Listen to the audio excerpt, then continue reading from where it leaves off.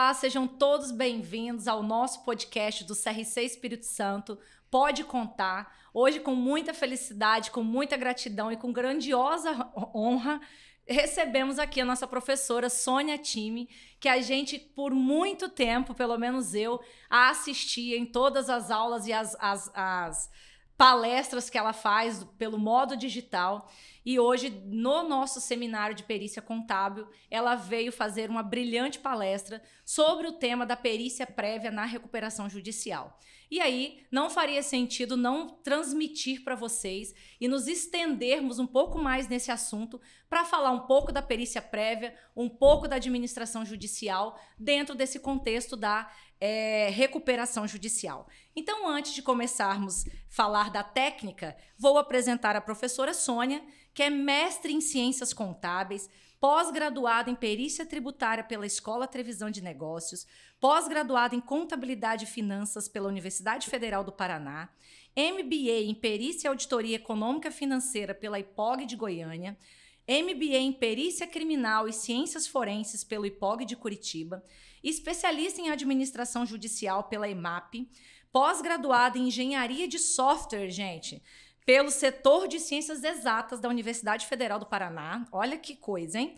Pós-graduada em Processamento de Dados, Análise e Gerência de Sistemas pelo Centro de Desenvolvimento Empresarial da Faculdade Católica de Administração e Economia. E é a nossa querida administradora judicial e perita que nos trouxe tamanho conhecimento e agora vai falar um pouquinho para nós, professora. Muito obrigada pela presença. Eu esqueci de me apresentar, né? Eu sou Tamires Endringe, contadora, perita judicial, administradora judicial e estou como conselheira do CRC Espírito Santo e coordenadora da Comissão de Perícia e Auditoria deste mesmo conselho. Obrigada a todos que estão nos assistindo. E aí, professora Sônia, nós temos previstos na legislação, lá no artigo 51A da 11.101 da nossa Lei de Recuperação Judicial de 2025, que depois foi reformada, mas foi instituída a constatação prévia. Explica um pouquinho aqui para os nossos ouvintes o que seria esse Instituto da Constatação Prévia e dê a sua opinião, por gentileza, sobre a sua visão da constatação prévia na perícia e quem, na recuperação judicial e quem que deveria fazer a constatação prévia. Primeiro, boa tarde, bom dia ou boa tarde a todos, né, conforme vão me escutar. Não falo tão bem como minha colega Tamires, que é dona da voz, né? Mas estou aqui, é uma honra para mim estar com vocês. Adorei o nome do podcast, né? Pode contar. Então, vou contar para vocês o que é a constatação prévia. A constatação prévia é um instituto do direito na lei da recuperação judicial, em que um perito vai até a empresa, sem ela saber, sem ser avisada, para ver se essa empresa condiz com os relatórios contábeis dela. Então, se uma empresa tem 100 funcionários, tem que ter, no mínimo, 100 cadeiras, né? Então, se tem essa estrutura física, digital, ao menos, que diga que aqueles relatórios contábeis estão de acordo. E também tem toda uma documentação que deve entrar junto com a inicial do processo, se essa documentação está de acordo, se está completa. Como essa documentação é toda contábil e financeira, quem recebe essa documentação, que é o juiz, seus auxiliares e o pessoal da vara, não tem o conhecimento técnico para avaliar se essa documentação está completa ou não. Por óbvio, como é uma documentação toda financeira, contábil, quem deveria fazer a recuperação judicial é o contador, né? Então, é a pessoa mais preparada para isso. Aliás, o contador ele está preparado para atuar no processo de recuperação judicial, que a própria lei coloca ele lá em 20 artigos dos 101 artigos que tem a lei. Incrível. Né? Então, eu sempre digo isso, não existe a recuperação judicial sem nós, contadores. Exato. Né?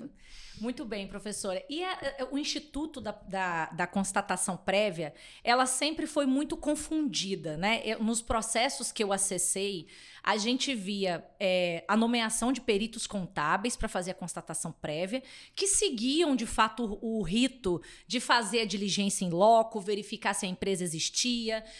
verificava a documentação contábil prevista na lei, se ela estava adequada para o processamento daquela recuperação, mas eles entravam numa seara de discutir a viabilidade financeira ou não dessa companhia. A senhora entende que isso é um equívoco? Foge do escopo da perícia ou não? Com certeza. Com certeza foge até pelo prazo, né? Nós temos ali 5 dias para fazer a constatação prévia e como a lei mesmo esclarece, e é muito bem esclarecida, que é uma constatação da viabilidade econômica. Não é uma análise, não é um valuation daquela empresa. Tem uma diferença muito grande no valuation dessa empresa, na análise econômica financeira dessa empresa. Isso quem tem que apresentar é o devedor lá nas razões o porquê a empresa chegou nesse estágio da recuperação judicial. A constatação prévia é uma coisa muito mais simples, com 5 dias para fazer, é realmente ver se aquela empresa existe dentro daquele esqueleto contábil que eles apresentaram, né? Então, essa crítica que tinha da constatação é bem porque não são os contadores que atuam, na maioria das vezes, nessa área, são advogados que não entendem o que é um valuation, o que é uma viabilidade econômica, o que é uma constatação. O próprio nome diz, é uma constatação. Exato. Né? Perde um pouco o sentido, porque se um economista, um contador, o perito ali designado for fazer uma avaliação de viabilidade, ele vai chegar à constatação de que a empresa é financeiramente e economicamente inviável. Então, eu já vi casos onde o perito indicava ao juiz o não processamento da recuperação porque a empresa não tinha viabilidade. Isso, assim, para mim, isso eu chamo de aberração, porque não tem condição, perde todo o sentido, inclusive o objetivo da empresa ter ido até a justiça para buscar um recurso para reestruturar os seus negócios. Né? A recuperação judicial, ela serve exatamente para a empresa dar uma respirada para se reestruturar financeiramente e organizacionalmente falando, né? Porque a gestão é muito importante na empresa, para que nesse período da tutela jurisdicional dela, ela consiga dar essa respirada e sair daquilo. E, por óbvio, quando ela entra com uma recuperação judicial, com raras exceções, né? Mas tem, ela está em uma situação financeira difícil, para não dizer inviável, mas difícil.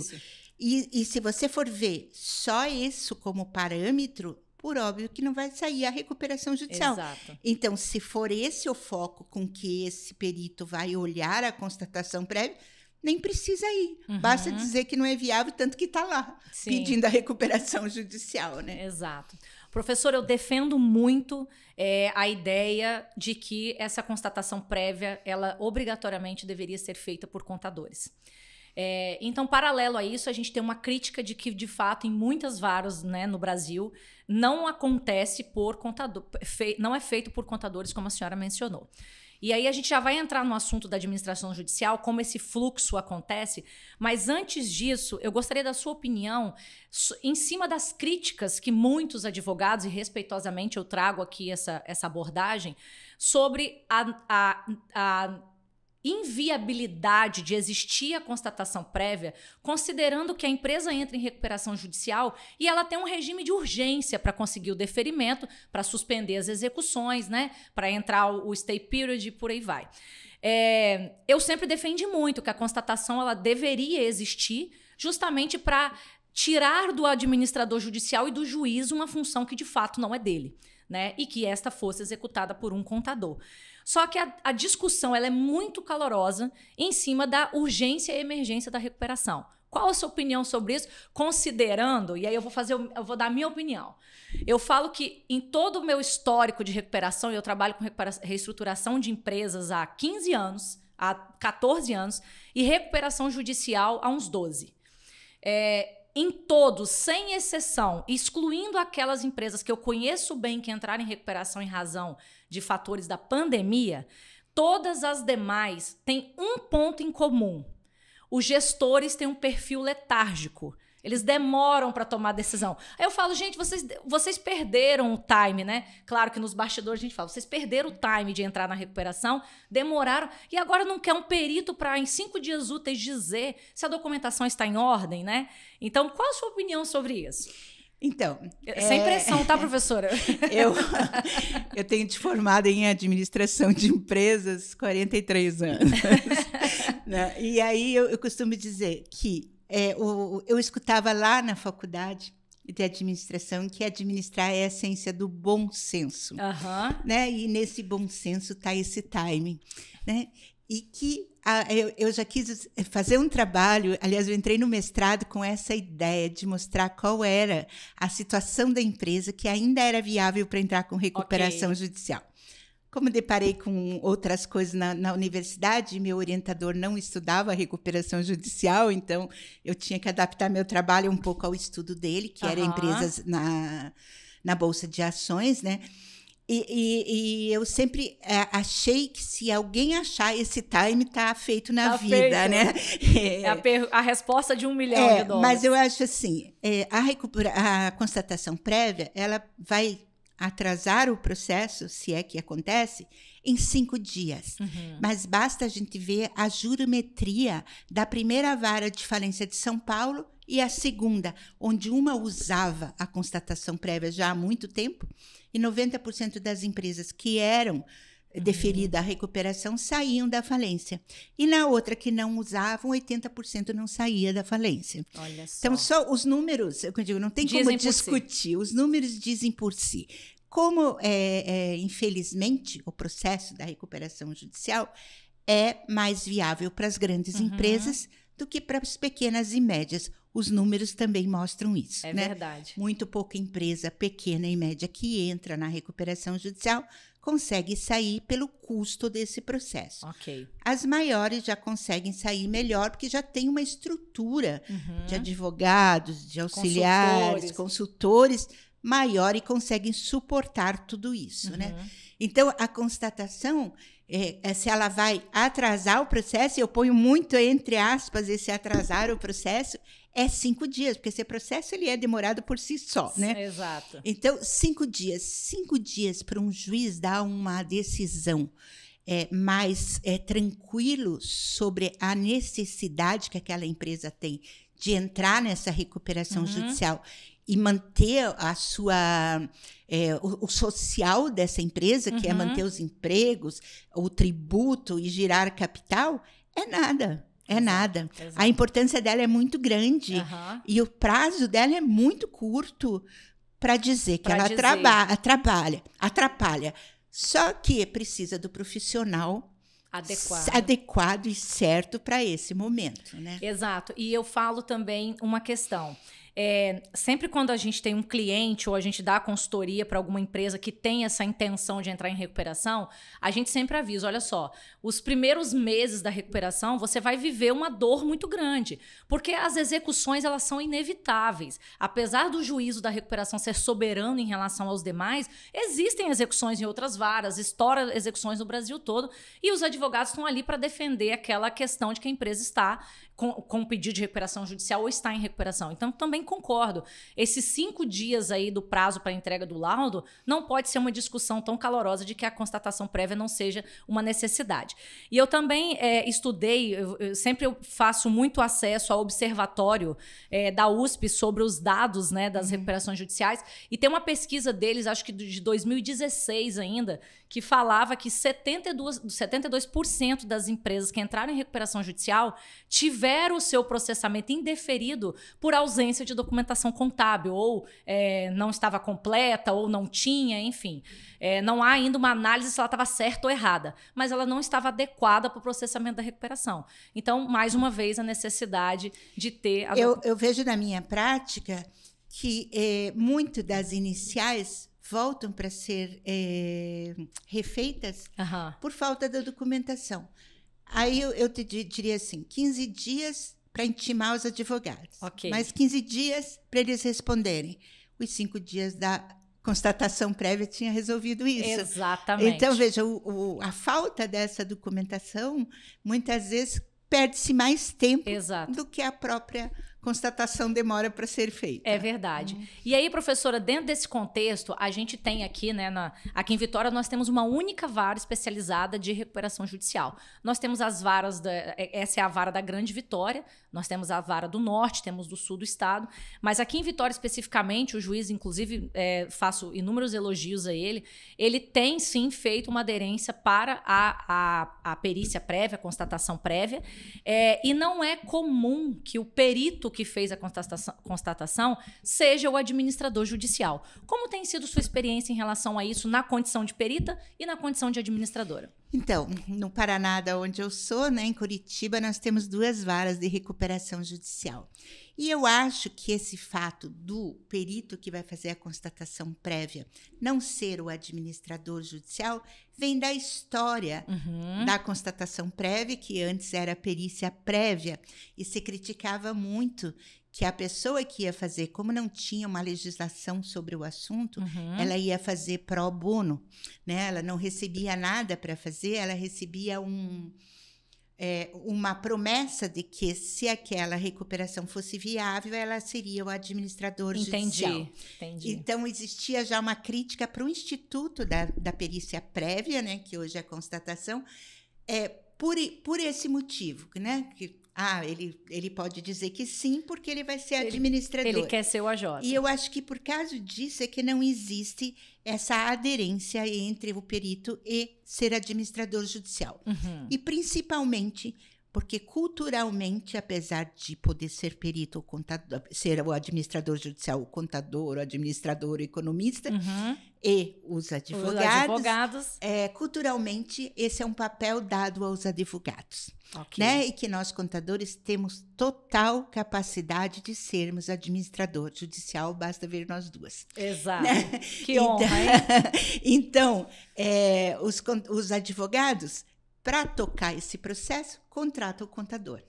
Né? E por que o contador não pode contratar os advogados? Né? Exato. Coisa que nós fazemos no nosso dia a dia. Né? Só inverter essa ordem. A gente vira o chefe. Brincadeira. Não é uma questão de virar o chefe, mas de essa multidisciplinaridade desse processo que é muito importante. É mostrar o tamanho da importância de ambos. De ambos. O advogado precisa do contador e o contador precisa do advogado. Né? Não tem como a gente atuar num processo desse sozinha. Nós nem podemos, nós vamos fazer uma petição? Não, nós não podemos fazer uma petição. Como eles também não podem assinar os documentos que nós assinamos. Exato. Né? Então, precisa das duas coisas. Mas eu acho que ainda é muito cultural e por isso que nós não somos nomeados na sequência ao administrador judicial, porque nomeiam um advogado como administrador judicial e não um contador. Esse papel é feito, na maioria das vezes, pelo contador. E que seria muito mais rápido, muito mais fácil desse mesmo contador continuar sendo o administrador judicial. Muito mais célere. Exato, para acelerar esse processo. Exatamente. Então, assim, professora, eu acho que eu sou uma admiradora da constatação prévia, eu acho também, comungo da mesma opinião, de que ela viabiliza as recuperações judiciais, ela acelera o processo, ela não retarda o processo, como a gente vê em muitos casos que não tem a indicação de um perito para fazer essa constatação. E aí eu queria que a senhora contasse um pouquinho da sua experiência como administradora judicial e como a gente tem aqui muitos peritos que nos assistem, muitos contadores, e também temos muitos estudantes aqui. Qual seria uma boa história a ser contada para incentivar essas pessoas a aderirem à ideia de serem administradores judiciais, a buscar uma carreira nesse sentido? Então, vou contar para vocês como eu entrei nesse mundo, né? Isso. Inclusive, professora, desculpa, né? A senhora receberá uma homenagem contando a sua história, né? A minha história na perícia, né? Eu atuo também no meu escritório, nós fazemos perícia de documentoscopia. E a documento está incluído a grafo, e eu costumo, na minha história que eu estou contando hoje, nesse livro que vai ser lançado, eu brinco que eu demorei a achar a perícia, mas a perícia me achou muito cedo. Aos 6 anos de idade, eu fiz minha primeira análise grafotécnica, quando eu pedi para o Papai Noel um presente, pedi 3 presentes e ele só me mandou 2, e tinha uma cartinha dizendo que eu não me comportei, que eu fui mal na escola, etc, etc. e não ganhei os 3 presentes que, se eu me comportasse direito no outro ano, eu ganhava. Teria que esperar mais um ano. Teria que esperar mais um ano. E creiam vocês, eu não gostava de estudar nessa época. Não, eu não acredito nisso. Minha mãe era chamada todo dia no colégio, que eu aprontava muito, eu era hiperativa, o povo achava que eu era meio louca, mas eu só era hiperativa, continuo até hoje. Mas aí eu olhei aquela carta e vi algo parecido, né? Eu conheço essa letra. Né? Fui lá no quarto da minha mãe, peguei alguma coisa escrita da minha mãe, que naquele tempo se escrevia muito, né? E comparei as letras e não era da minha mãe. Então, fui no quarto da minha avó e fiz a mesma coisa. E vi que a letra do Papai Noel era da minha avó. Então, eu descobri que não tinha Papai Noel. Fingi que não descobri, porque o Papai Noel era bem mais legal do que a minha avó. Minha avó dava uma surra na gente de vez em quando. Fingi que não descobri e ficou por isso mesmo. E no outro Natal eu ganhei meu presente. Não me comportei, mas ganhei meu presente. Então, a perícia me achou muito cedo. Depois... Eu entrei na recuperação judicial porque uma empresa da minha cidade que estava em recuperação judicial e foi pedido para ser convolada a falência dela, e os donos da empresa não concordaram com a decisão do administrador judicial e me contrataram como assistente técnico, uma figura que a gente não vê nesse processo, mas, por óbvio, se o juiz nomeia um administrador, o devedor tem direito, o devedor e todos os credores têm direito a ter o assistente técnico deles. Inclusive, eu atuo mais assim do que como administradora do juízo. Para verificar se o administrador está fazendo as coisas certas, né? Aliás, o trabalho nosso de perito, eu brinco que é meio insano, né? Porque a gente faz um trabalho para quem não entende nada. Exato. E tem sempre 2 colegas que entendem muito para criticar o nosso trabalho. Exatamente. Toma porrada. Então, se você não gosta de crítica, não é o caminho. Mas se você não se incomoda com as críticas e cresce com elas, é o caminho perfeito. É verdade. Né? Então, essa família me contratou para ver... E eu tive a felicidade de que realmente o administrador judicial não estava correto, porque ele não entendia muito das finanças da empresa e era realmente complexa as finanças, por causa do produto ligado. E os bancos, creem vocês, os bancos tinham que devolver um dinheiro para a empresa que não fizeram, e por isso ela não conseguiu cumprir uma faixa do plano de administração judicial. Então, eu elaborei um trabalho provando isso para o juiz e tal. O juiz gostou do meu trabalho, me chamou pessoalmente para eu tirar algumas dúvidas com ele. E o juiz tomou a decisão de não convolar em falência, de trazer de volta a administração da empresa para os proprietários, que o administrador tinha pedido para tirar. E a empresa se recuperou e está aí empregando mais de 300 pessoas até hoje. Que legal. E foi assim que eu entrei, né, nesse mundo que eu não conhecia muito, comecei a estudar sobre isso. Então, e aí, cada vez que eu leio alguma coisa sobre recuperação judicial, eu tenho uma estrelinha lá que diz assim, contador, contador, contador, contador. E é o nosso mundo, nós temos trabalho antes do processo entrar, muito trabalho quando o processo entra, muito trabalho no final do processo. Então, a gente tem trabalho... muito trabalho nessa área. Então, estude, mas tem que se formar, porque a lei é pequenininha, eu costumo brincar, né? É só uma lei. É só uma lei. Tem 201 artigos, é rapidinho. Eu já li eles, olha, inúmeras vezes.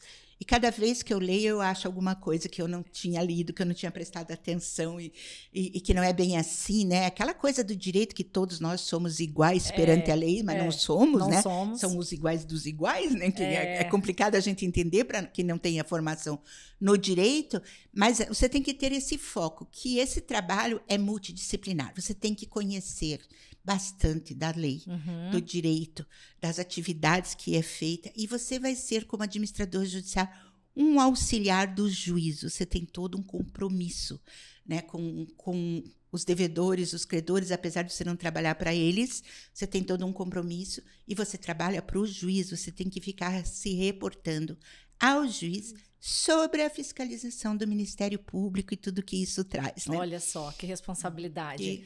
E, professora, falando de responsabilidade, qual é o papel do administrador judicial sobre a ótica da responsabilidade desse processo?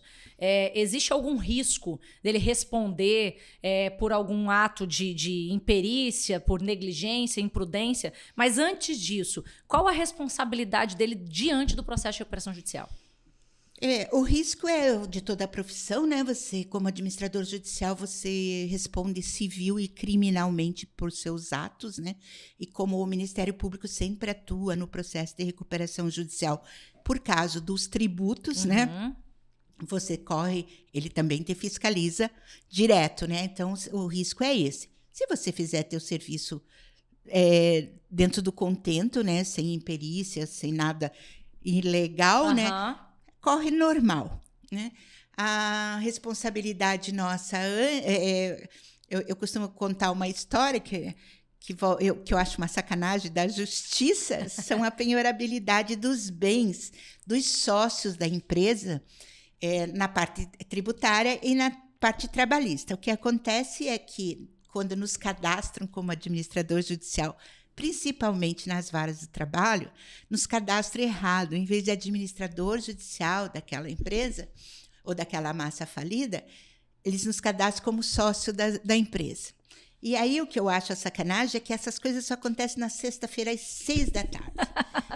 O juiz manda um despacho para bloquear os bens do administrador da empresa. Equivocadamente. Equivocadamente, está lá meu nome como administrador da empresa. E aí eu vou na feira no sábado comprar alguma coisa, passo meu cartão, não passa. Né? Não tinha muito dinheiro, mas para a feira ainda tinha. Né? Daí eu vou lá ver, passo outro, não passa, passo outro, não passa.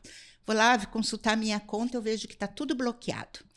Quando eu chego em casa, tem um oficial de justiça lá para penhorar. Não vai penhorar a casa, porque a casa é bem de família, né? Mas vai penhorar meu carro, por exemplo. Né?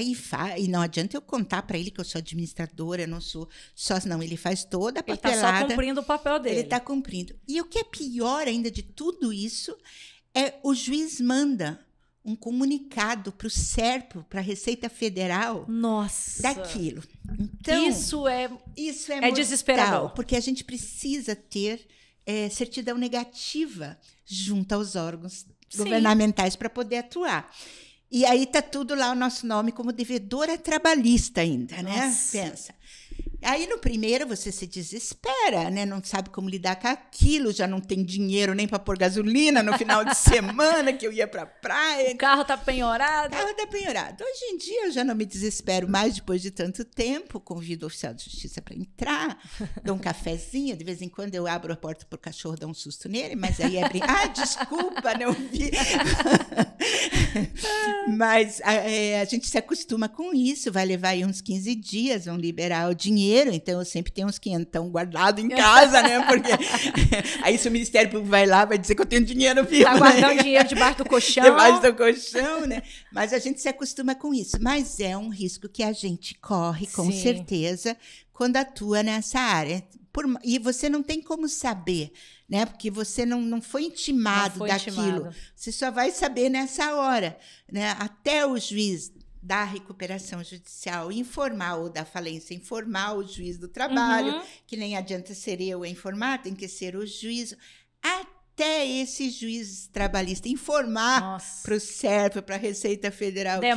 Demora bastante. A gente se acostuma, né? Fazer o quê? É verdade. Faz parte. E isso mostra, né, quantos equívocos tem no mercado quanto ao termo administração judicial. A própria figura do judiciário não entende que a designação de administrador judicial não é para administrar uma empresa. Ele administra o processo sobre a ótica do juízo, sendo um auxiliar da justiça. E a gente tem que viver essas coisas, isso é um fato. Assim, eu que tenho uma formação também, além de contabilidade em administração de empresa, eu acho que é infeliz esse nome de administrador judicial, né? E nem gestor. Devia ser auxiliar do juízo, na verdade, né? Porque quando fala de administrador judicial, todo mundo tem em mente que vai lá administrar a empresa, vai fazer... Você não vai fazer nada disso, nem pode fazer. Nem pode fazer. O que você vai fazer é uma fiscalização dos relatórios daquela empresa, né? E eu tenho um colega lá no Paraná, o professor Zappa, que diz que você só pode fazer isso se você for na empresa. Exato. No teu escritório você não pode fazer. Então, por óbvio, que se eu vou nessa empresa e eu sabia que essa empresa tem X carros, eu chego lá, não tem... Opa, né? Tem alguma coisa errada. Tem uma anteninha ali que já levanta. E a antena tem que estar ligada, porque se não falar, a responsabilidade é nossa. Exatamente, você tem que reportar isso para o juiz. Você não faz nada, você reporta para o juiz tudo o que acontece. Quer dizer, não faz nada entre aspas, a gente faz muito. Mas tudo com autorização do juiz. Né? Vai contratar o leiloeiro com autorização do juiz. Tudo é feito com autorização do juiz, até porque você está sujeito a uma fiscalização do Ministério Público. Se você tomar alguma atitude, mandar pagar alguma coisa, né? E sem autorização do juiz, você vai responder lá na frente. Então, é muito infeliz, na verdade, esse nome de administrador judicial, né? Porque você nem pode se meter na empresa. Que era o antigo síndico. Que era o antigo síndico. Nunca foram felizes nesse nome. Nunca. Nem lá atrás, no antigo síndico, nem agora no administrador. Será que na reforma vem?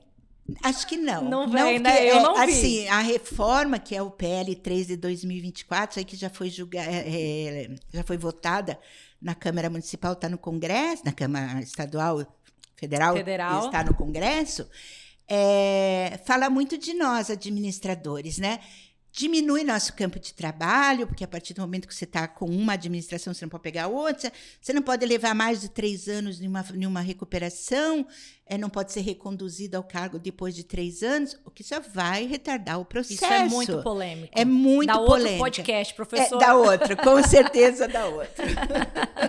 Olha, que maravilha. É uma pena que a gente precisa encerrar, mas é sempre muito bom trocar conhecimento com pessoas com tamanha experiência. Professora, obrigada. Nós somos crianças lá na escola quando a gente escuta uma profissional do seu nível. Né? Eu tenho muito orgulho de tê-lo aqui conosco. Espero o ano que vem tê-lo aqui de novo com a gente. Se Deus quiser, vai dar tudo certo. Agradeço quem está sempre nos ouvindo, nos acompanhando. Compartilhem esse vídeo. Acompanhem a professora Sônia, ela tem um site, né? Professora Sônia, no final a gente vai deixar o endereço aí para vocês. E, professora, mais uma vez, muito obrigada. Até a próxima. Eu que agradeço ao CRC do Espírito Santo. Sinto muito não poder conhecer melhor essa cidade. Eu quero muito voltar aqui para conhecer. Diz ela que a chuva acompanha o curitibano. Ela chegou cheguei aqui... ontem, aquilo tudo fechado, tudo nublado. Eu digo, é sempre assim aqui também. Muito obrigada. Muito obrigada. Um abraço. Tchau.